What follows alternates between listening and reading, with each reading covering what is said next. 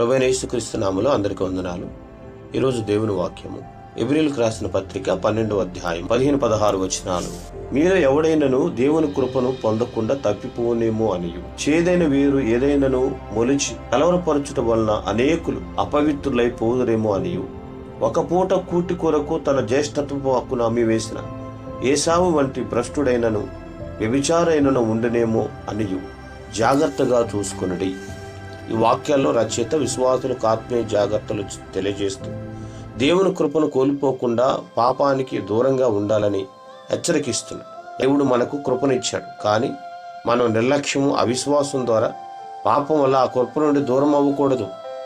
గలతీయులకు రాసిన పత్రిక 5వ అధ్యాయం 4లో కృప నుండి తొలగిపోవటం గురించి హెచ్చరిక ఇచ్చాడు. కృప నుండి తొలగిపోవటానికి కారణం చేదు వేరంటే ద్వేషము, అసూయ, కోపము, క్షమించకపోవటం వంటి చెడు భావాలు. ఇవి ఒకరిని మాత్రమే కాదు, అనేక మందిని ప్రభావితం చేస్తాయి. చేదు ఉండటం వల్ల మనం కృపను నిర్లక్ష్యం చేసేవారిగా ఉంటాం. ఏసావు తన జ్యేష్ఠత్వ హక్కును ఒక భోజనం కొరకు అమ్ముకున్నాడు. అతను తాత్కాలిక అవసరానికి గొప్ప ఆశీర్వాదాన్ని కోల్పోయాడు.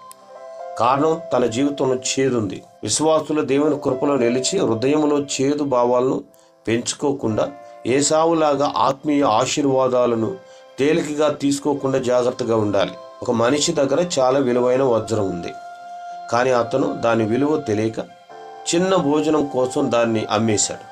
తర్వాత అతనికి అది ఎంత విలువైందో తెలిసి పశ్చాత్తాపడ్డాడు. ప్రయోజనం ఏంటి? దేవుని కృపలో నిలిచి హృదయంలో చేదు లేకుండా, సుఖభోగాల కోసం ఆత్మీయ ఆశీర్వాదాలను కోల్పోకుండా మనం జాగ్రత్త కలిగి జీవించాలి.